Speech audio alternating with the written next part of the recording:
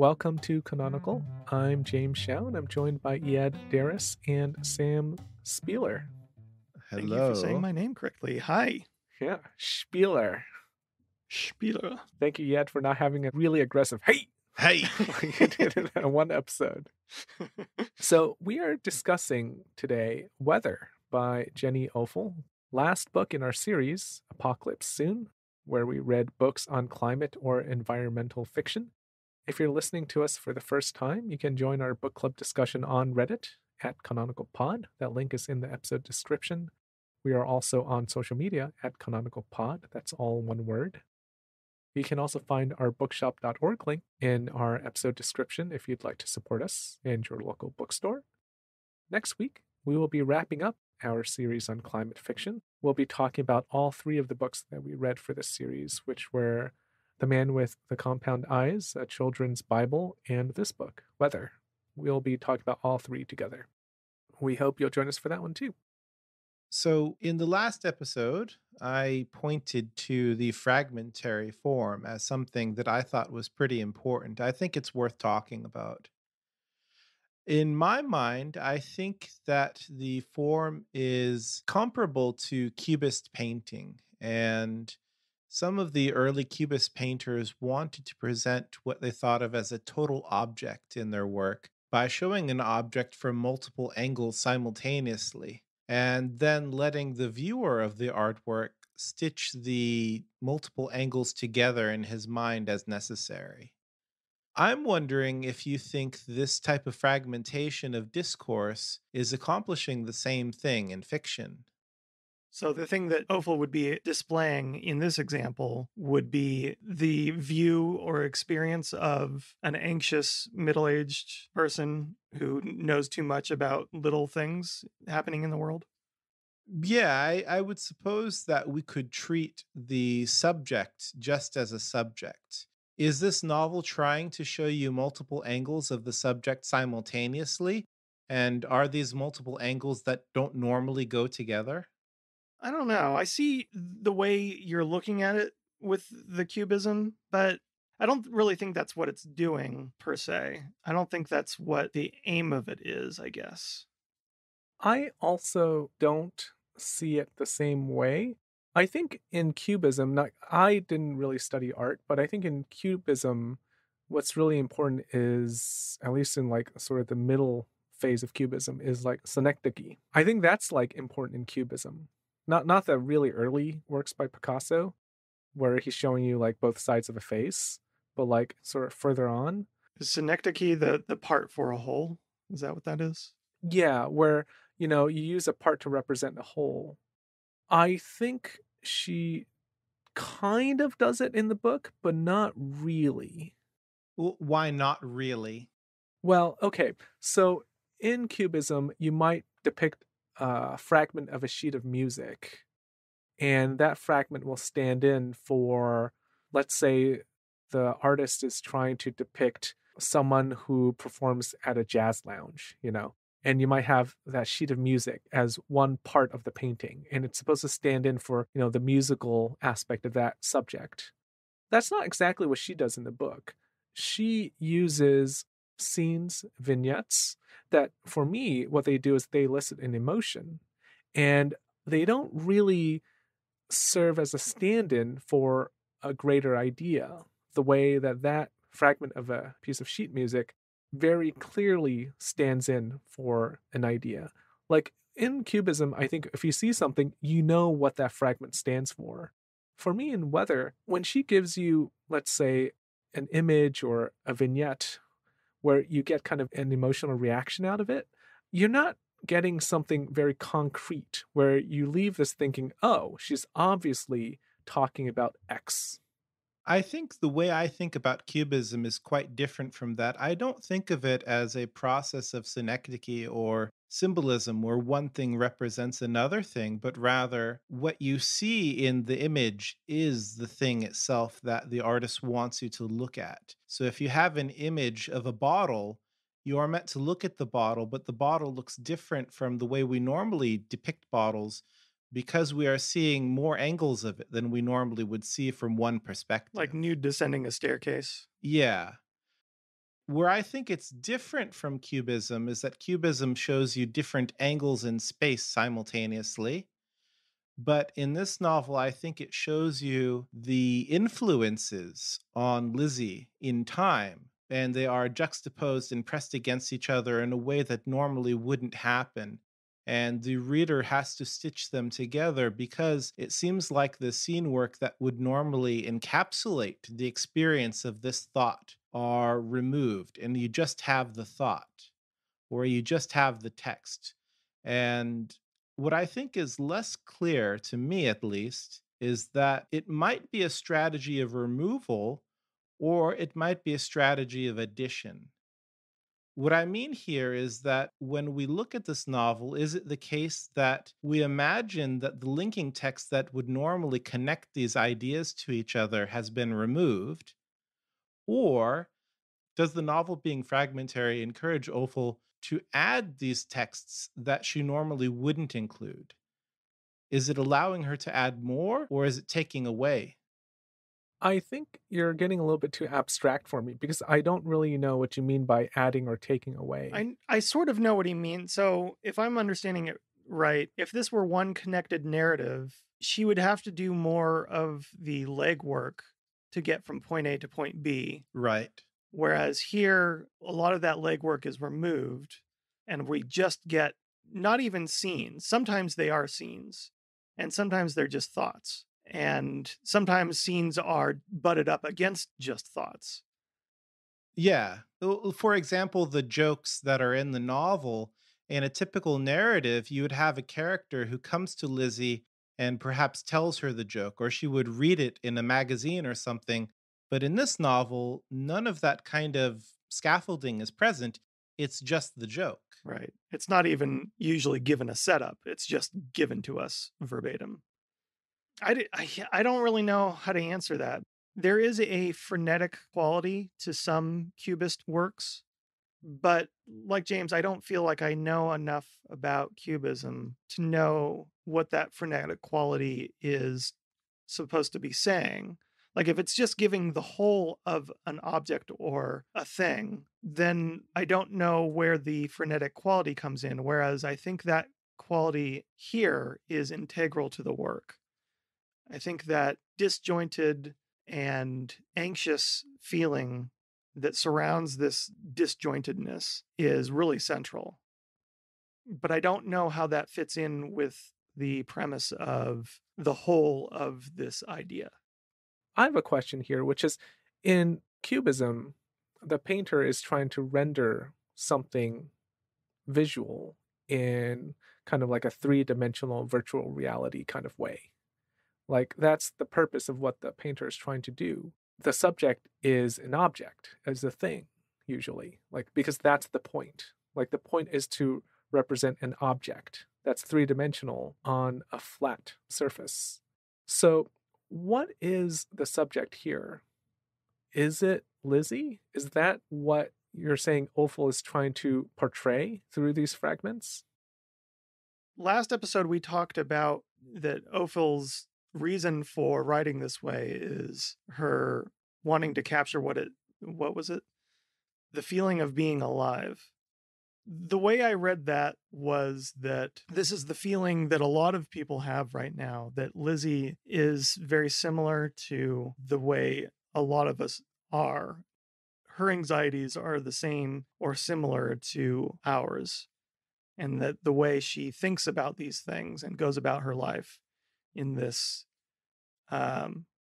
self-aware but hypocritical, but self-aware in that hypocritical way, while still being concerned and anxious and fearful. So it's looking at Lizzie, but Lizzie is not just a random character. Lizzie is kind of a stand-in for Offill herself and for a lot of us. I mean, I'm just not very persuaded, I guess, by this comparison. Only, and it's not a knock on you and what you just said, even though you're wrong. It's mainly because I think like the point of Cubism is you're trying to represent something.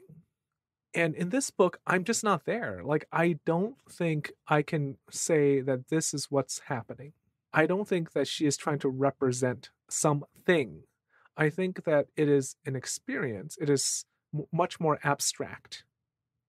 Is it a way of representing Lizzie as a person in the world that could not be accomplished in a typical narrative? Because that's the way I see it. It's the totality that a cubist painter would be aiming for is achieved in this novel because it shows you textual elements that we probably would not have access to in a novel with a more typical narrative structure. That said, well, I do agree with Sam that my intuitive sense is that Lizzie is the subject of the novel. It's also unclear to me how the fragments that we find in this novel relate to her as a character. Some of the text that we see in italics might be something that she remembers because there is normal text and there's italicized text, but there's also text that's presented to us in boxes, and the text in boxes might be something that she read. So we don't know how these different types of text relate to the central subject, if it is Lizzie. So, in visual art terms, this might be the difference between a cubist aesthetic and a collage aesthetic, where I don't know if this is meant to cohere to a subject inside of the novel or if it's meant to cohere to a subject that is the novel itself. Is the text where all of these things kind of hit up against each other? I see. Yeah. Yeah, because for me, it is definitely much more of a collage. Yeah. I think I agree. And the reason for that is because I don't feel comfortable saying that Lizzie is the subject. I just don't think that it would encapsulate my entire understanding of the book if I say, okay, Lizzie's the subject and the form serves to portray her. I just don't think that encapsulates the book. Yeah. I guess I see what you're saying. Then what is the relationship of these pieces of text? Do they have the same relationship to her or do they relate to something else? My reading of it is that I don't know what all of them are either. I think it's purposely unclear. I think that adds to the frenetic quality, though. And that's supposed to add to the anxiety that's built into the book. This whole book just feels very anxious. That's the feeling I keep coming back to. You could accomplish that with a normal, straightforward narrative. I don't think it would be as successful, but there are certainly books that have done similar things.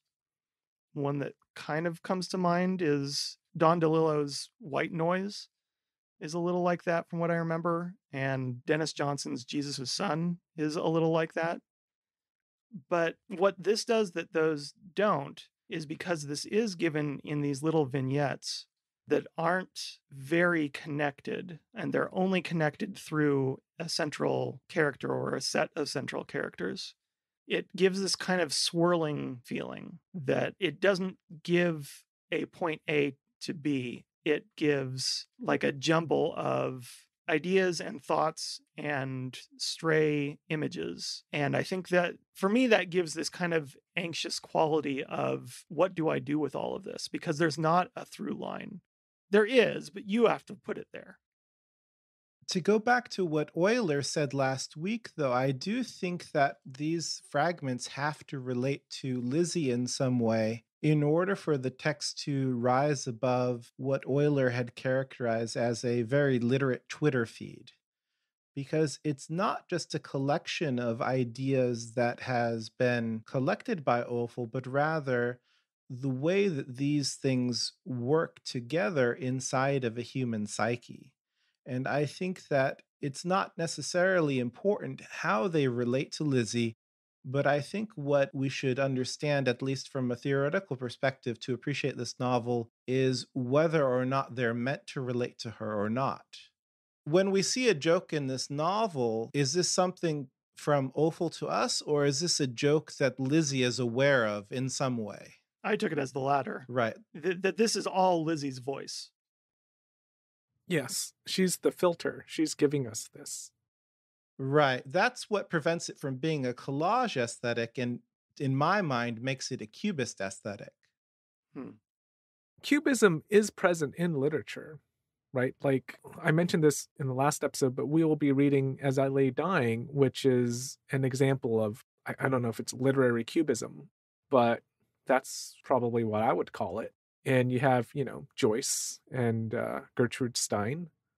Like, there is such a thing as writers who are influenced by Cubist art, like early 20th century modernist writers. And traditionally, they've been described as writers who are influenced by Cubism. And if you read their books, the way they approach this is by having a lot of flashbacks. They mix together the present and the past, interlocking narration and shifts in points of view. Like, writers have been doing this, but not in the way that Offill does it. So that's another reason why I think, it doesn't sit comfortably for me. It's not like, just because Faulkner does it one way, it can only be done in that way.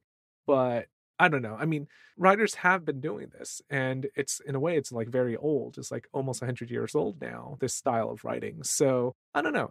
For me, it's just, it feels like something else. It doesn't feel like Faulkner. It doesn't feel like Joyce.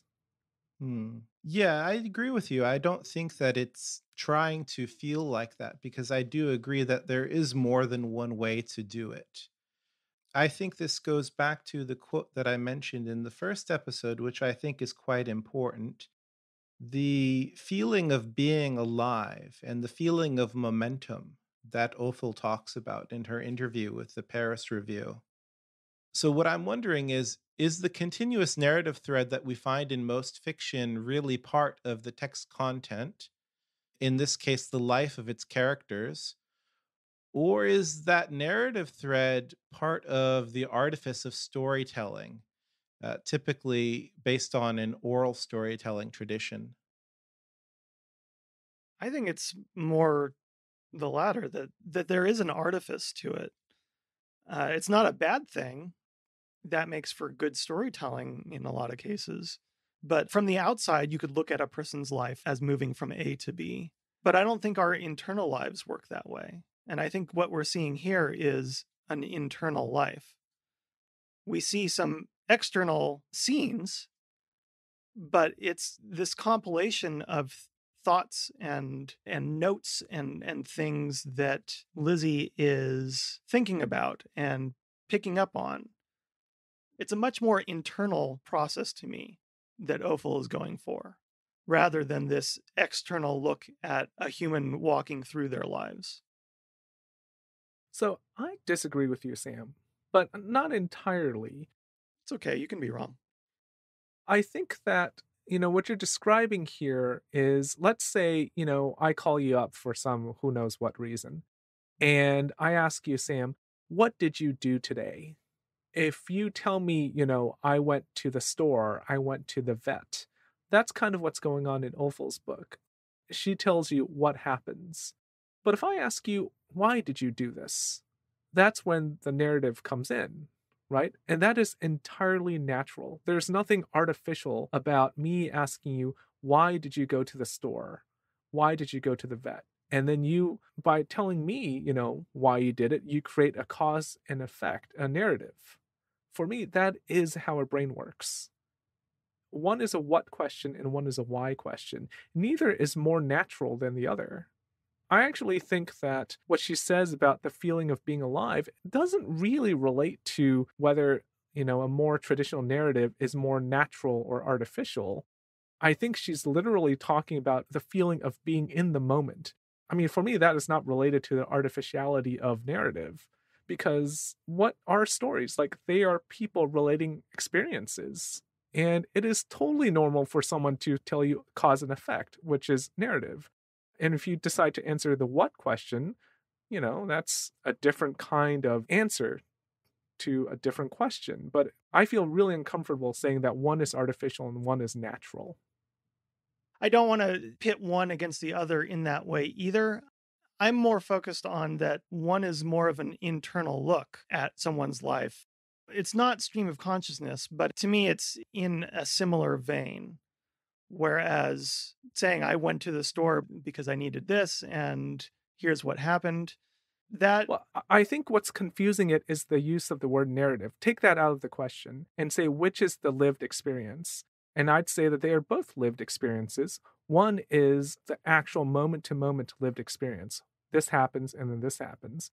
And the other is a causal experience where you, as a thinking human being, you create links between why something happens.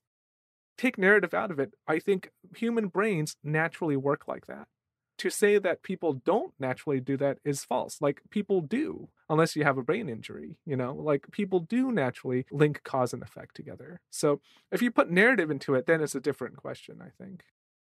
What you're hung up on, James, I think, is the kind of pejorative sense of artificial Right. and the positive sense of natural. And I don't think that I mean either term to be positive or negative. When I say that one is more natural, I do think that the kind of narrative thread that we typically see in storytelling is natural because this is our natural way of expressing things to other people because we want them to understand. And it's a way of ordering thoughts and a way of ordering events in a way that can be comprehended.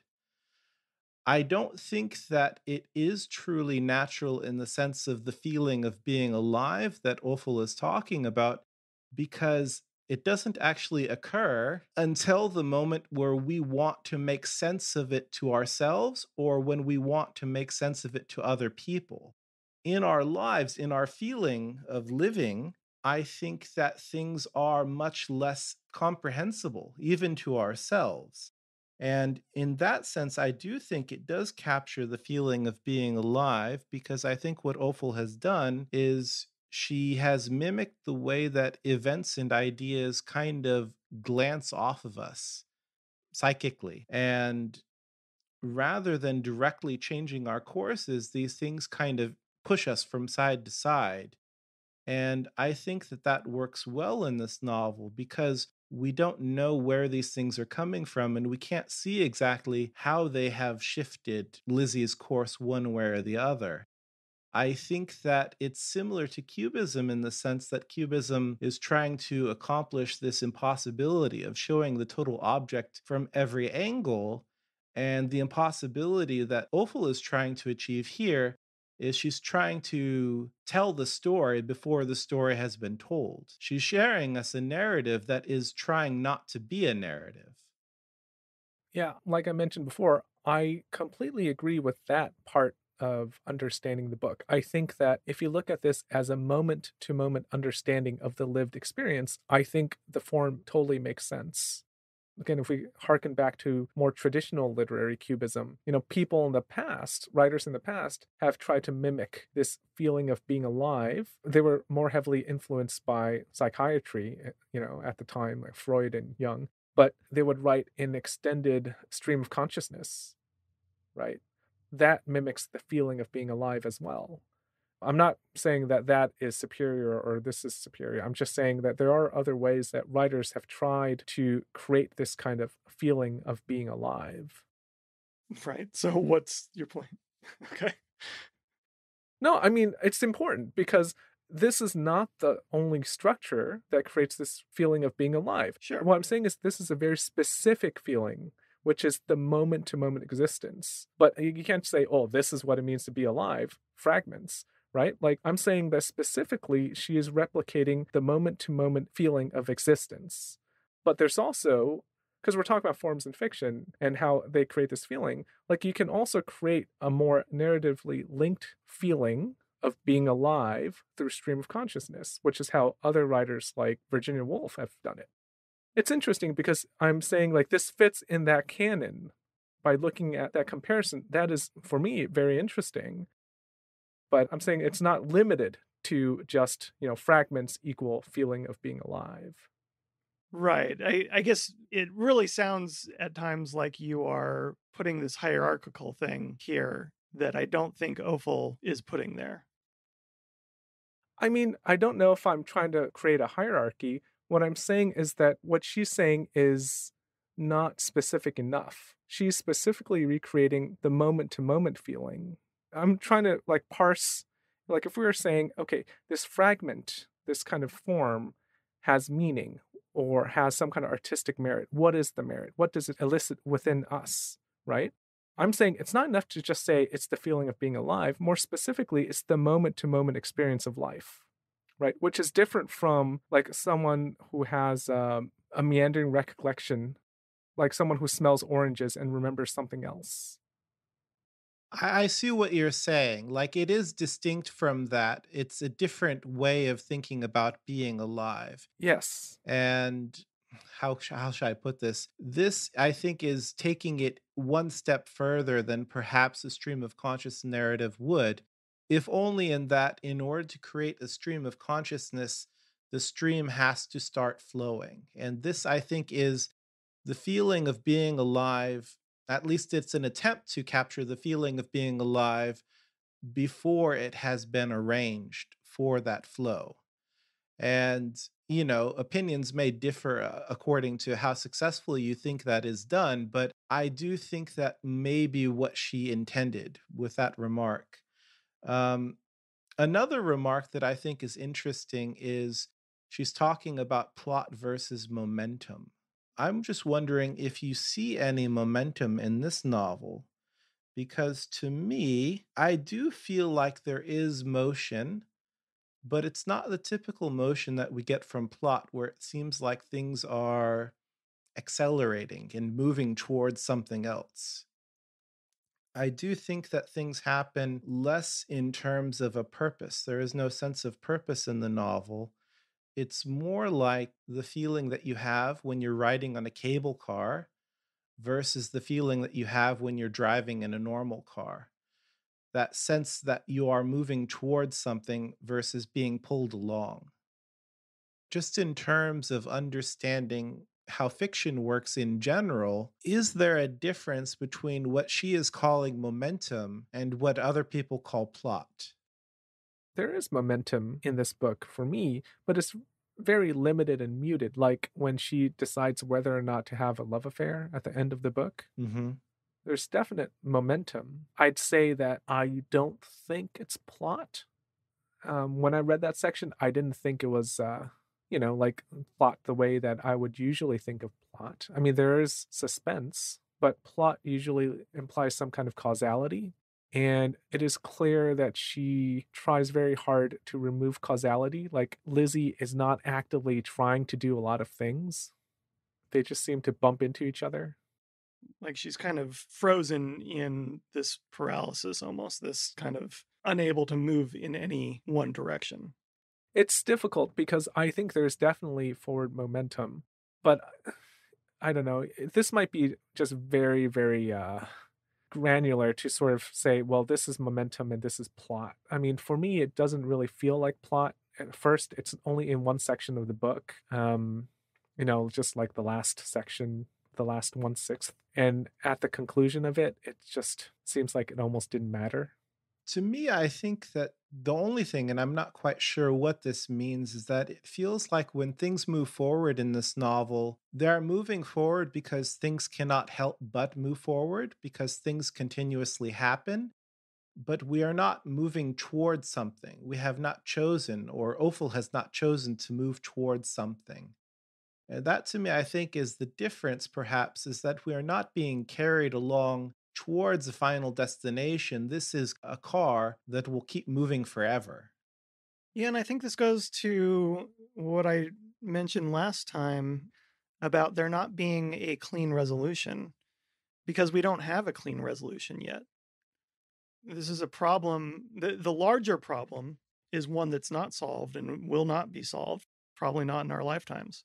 We're all moving through something, but not necessarily moving towards something. I mean, it's the movement forward in time that she imposes onto you, the reader. All of us are moving forward in time toward the inevitable decay of everything. Like I said before, it's the moment to moment experience. Like, that is what she's portraying.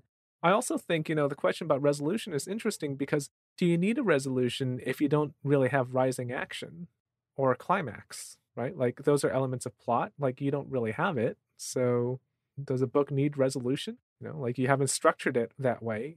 I mean, I think it works here, and we don't have one, so. Yeah, at the end of the book, I did not feel like anything was resolved, But I was also okay with it because I thought, well, that's not what the book is about. It really is about experiencing that moment to moment.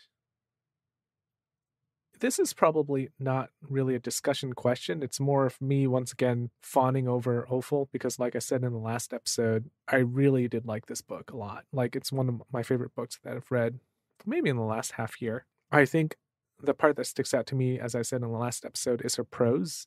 And what's interesting is she would obscure or sever bonds that we would expect from narrative fiction.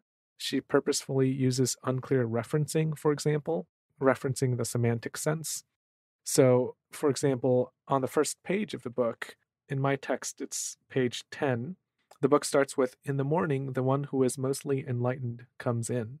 There are stages, and she is in the second to last, she thinks." This stage can be described only by a Japanese word. Bucket of black paint, it means. It's really interesting here because the opening of the book, you get an unnamed stranger, the one who is mostly enlightened. And then you get references, but it's kind of confusing and vague. It says, there are stages, like what's the there pointing to? We don't really know. And she is in the second to last, she thinks. I mean, it is obviously referring to the person who came in, but it's also kind of vague because we don't actually get a name for who this person is. And then you get the use of this unnamed Japanese word, bucket of black paint. Well, you don't even get the word itself. So she does this, right, to create this kind of atmosphere of confusion. Well, it's even before you get that Lizzie speaks in the first person. Yeah, you don't even know the point of view at this point. And the fact that the book starts with a focus on a person who doesn't matter at all, really, to Lizzie, right? And then a second note I'll point out, which is in my copy, it's page 148. It's just before the end of the passage. Pouring now. The pigeons have all flown away. The drug dealer from 5C holds the door open for me. We shake the rain off our umbrellas. She uses punchy short sentences, kind of a minimalist use of imagery that leaves meaning, if there is any, because I think, maybe there's meaning here, but it leaves it really very broadly up for interpretation. So she also makes time confusing, which we talked about before. We don't really get time markers.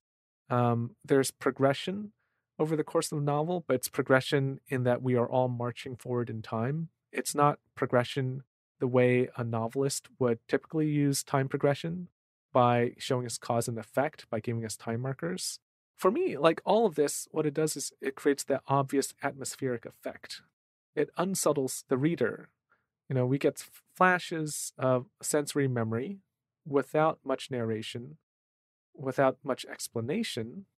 And I think that's just really interesting. Like for me, that's what makes this book worth reading. More so, like I mentioned in the last episode, the form, like that is the language that captivates me. So do you think there is another reason why she did this besides creating this atmosphere?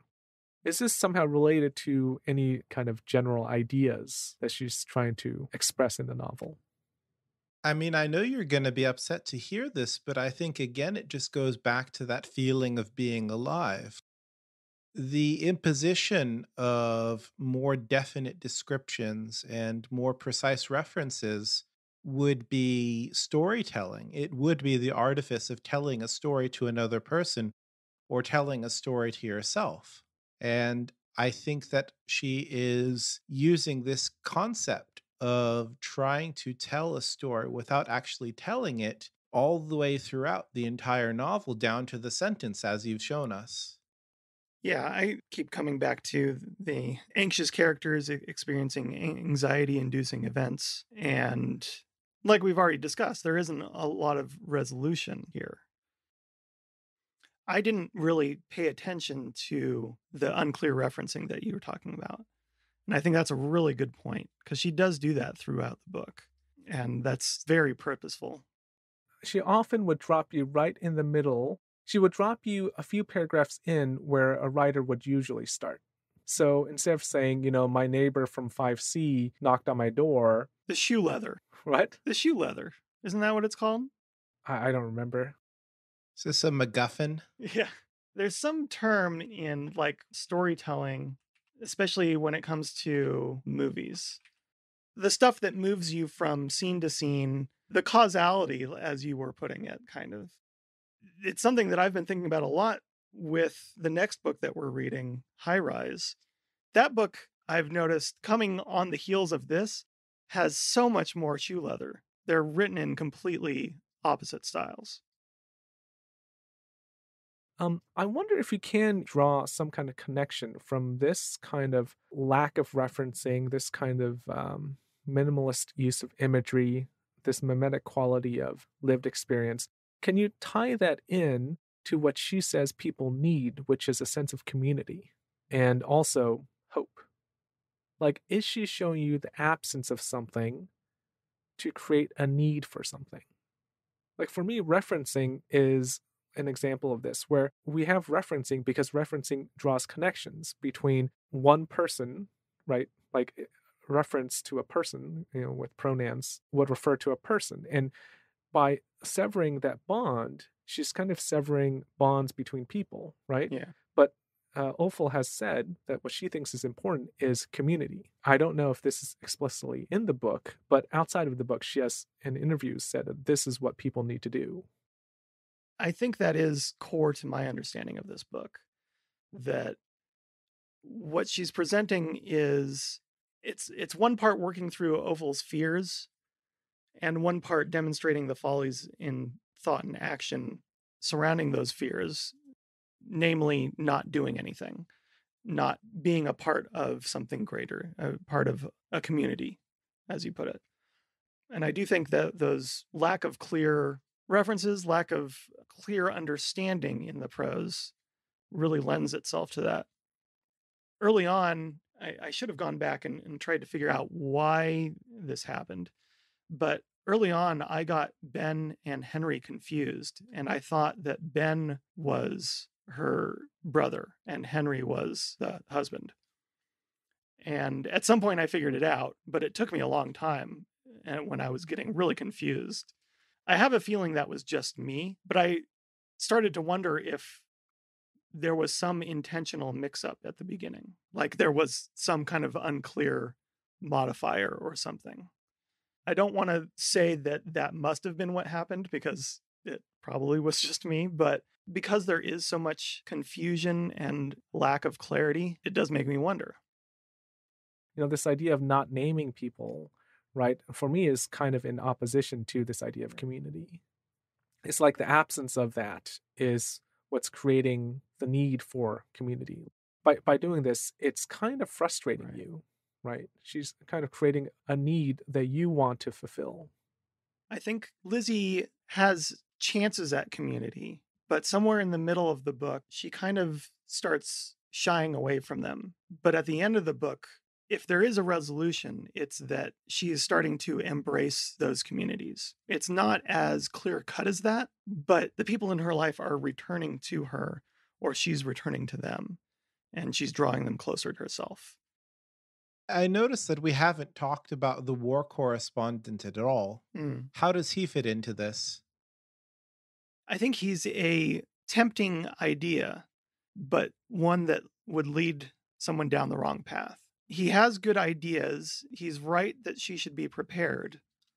But I think his focus is more individualistic.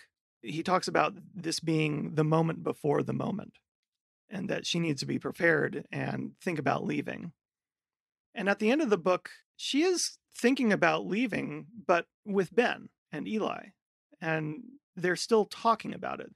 It's not as abstract as it was at the beginning of the book, but it's also more community based rather than just the idea of running away with this hot war correspondent. What I noticed about him is the lack of anxiety. The other characters, Lizzie, her husband, her brother, Sylvia, they all seem quite anxious, but not him. And I'm not sure if that's a positive trait or not, but it does seem to distinguish him. And perhaps that's why he is attractive to her at first, is because he is very different from all of the other people in her life. I think that's part of a trap, though, because you're right. I think he is free of that anxiety. But the reason why it's a trap is he has a safe place to return to. He says, I'm going to go home. So he already has a place that he can go when it gets too dicey. Not only that, but he's free of anxiety of what's happening right around them. You know, the atmosphere in the US or New York. But that still doesn't get rid of the overall anxiety that is happening, this swirling climate fiction that's happening in the background. So it's a false sense of security. I don't know what to think about that guy, because honestly, I didn't really like how the book started turning toward that. Not because I'm rooting for monogamy, but because I was just kind of confused.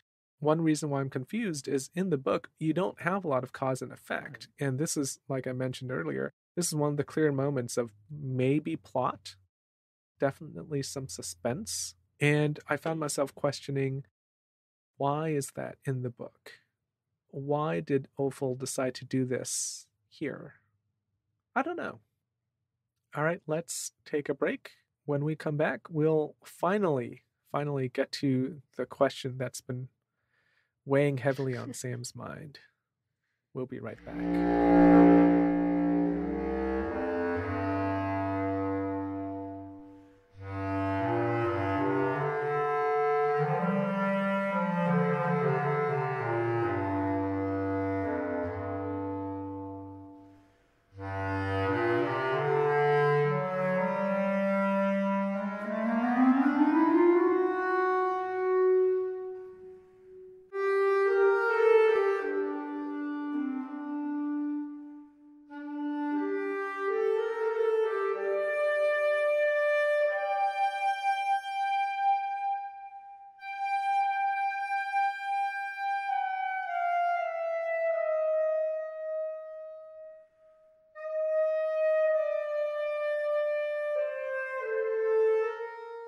Welcome back.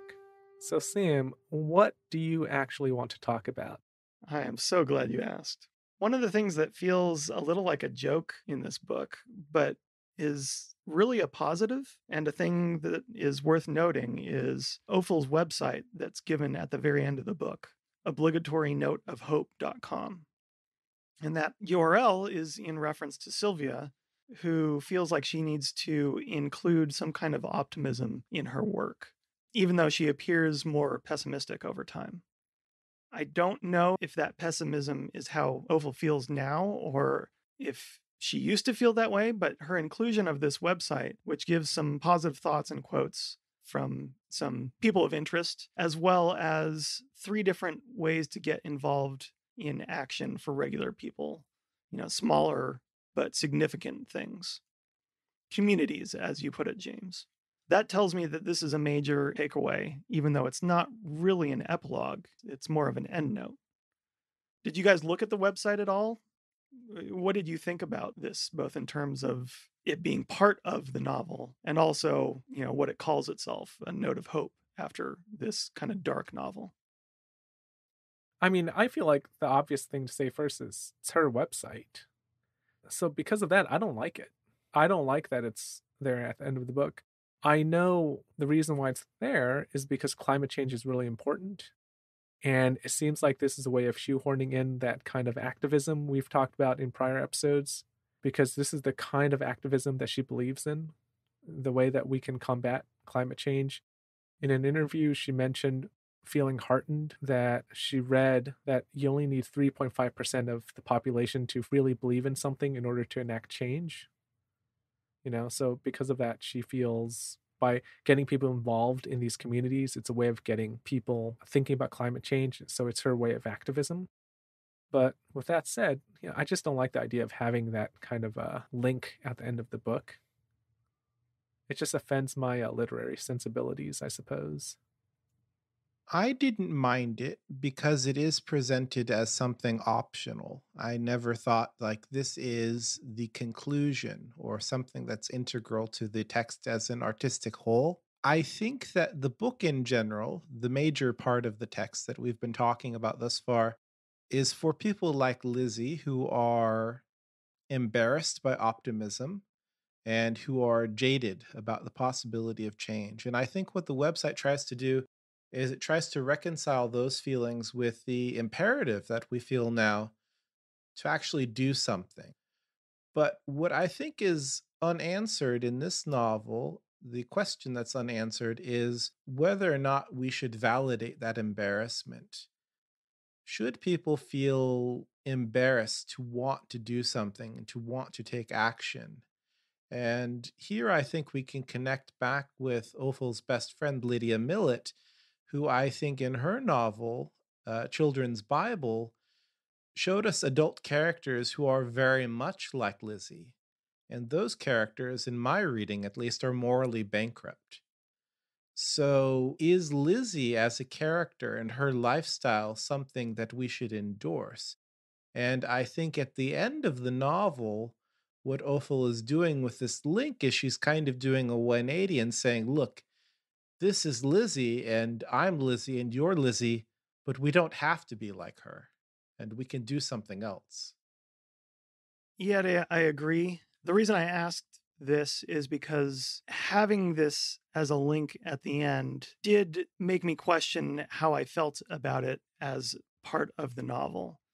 But as I mentioned in the last episode, this is kind of a core to my understanding of this book. This note of hope is very important. And I think to your question, Iad, about whether we should validate this idea of being embarrassed by optimism, I think we actually get that before we get the website. The last line of the book is a repetition of, or it's not a repetition. No, I guess it's not a repetition. The best part is you're repeating yourself right now. Right. It's the reveal. The very end of the book is a reveal of something that happened earlier. Margot, the meditation instructor, says that there is a core delusion, but she doesn't tell anyone what it is. And then it's revealed to us, or at least Lizzie reveals to us, that the core delusion is that I am here and you are there. And my interpretation of that is that Lizzie, throughout this book, holds herself apart from community and holds herself outside of the things happening around her. And that's where a lot of this anxiety comes from. But by recognizing that we're all in the same place together, we're all in this same dumb problem together, it's difficult to move forward, but it's possible to move forward. And that's maybe the way to do it. And with this website, what Offill is doing is giving us some keys, giving us a portal to walk through. I don't think you need that portal, but I think what the portal is doing is just saying, here's a way you can. If you feel like Lizzie, but doing something big is too much for you, here are some small things to get you started. All right, let's wrap it up. Thank you for listening. Next week, we will continue this series with a wrap-up episode of the 3 books that we read for Apocalypse Soon. We've got an updated reading schedule on Reddit at Canonical Pod. You can find our threads for our book club discussion every Friday. If you'd like to talk about weather or one of the other climate fiction books that we've read, you can find us there. We'd love to hear your thoughts. Also, if you enjoyed this podcast, go ahead and give us a nice review on Apple or your podcast platform of choice. Till next time, happy reading. We'll talk to you soon.